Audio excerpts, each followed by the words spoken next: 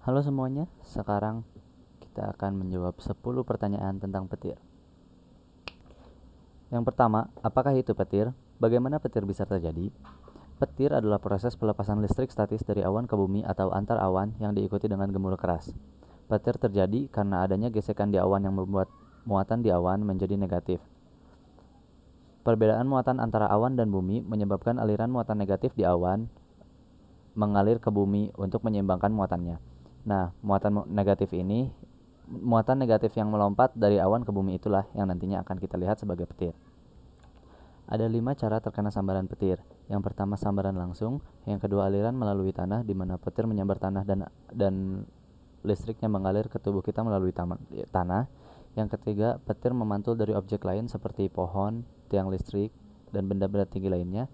Yang keempat, aliran melalui konduktor di mana petir menyambar benda konduktor yang sedang kita sentuh.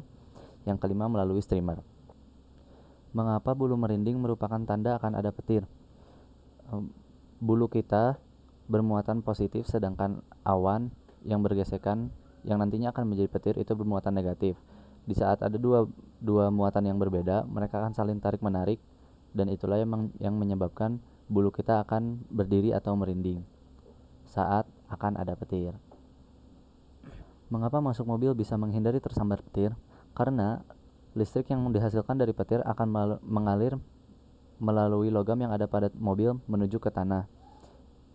Itu pun dengan dua kondisi. Yang pertama, jendela pada mobil ditutup, dan yang kedua, kita tidak menyentuh satupun benda konduktor yang ada di mobil.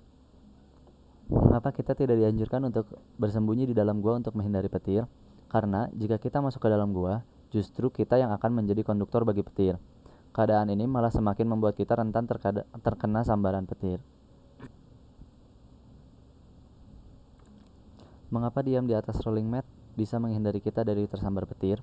Petir bisa menyetrum manusia jika kakinya bersentuhan langsung dengan tanah, karena manusia bisa menjadi media aliran listrik dari awan menuju tanah.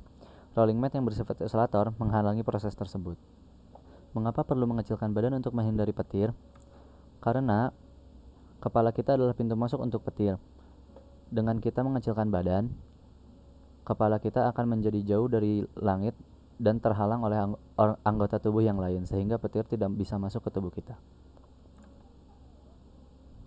Berapakah peluang setiap manusia terkena sambaran petir selama hidupnya? Peluang setiap manusia terkena sambaran petir selama hidupnya itu sangat kecil, yaitu 1/3000. Apa penyebab selamatnya orang setelah tersambar petir secara langsung?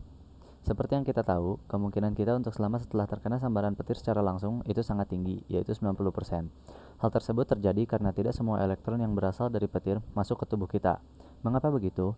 Karena meskipun tubuh kita konduktor, namun tidak semua bagian tubuh kita bisa menjadi konduktor. Seperti contohnya kulit yang merupakan isolator. Alasan kedua, karena penyebab kematian dari petir bukan karena panas dari petir ataupun tegangan listrik yang tinggi, melainkan karena aliran listrik mendadak yang bisa menyebabkan cardiac arrest, di mana jantung berhenti bekerja secara tiba-tiba.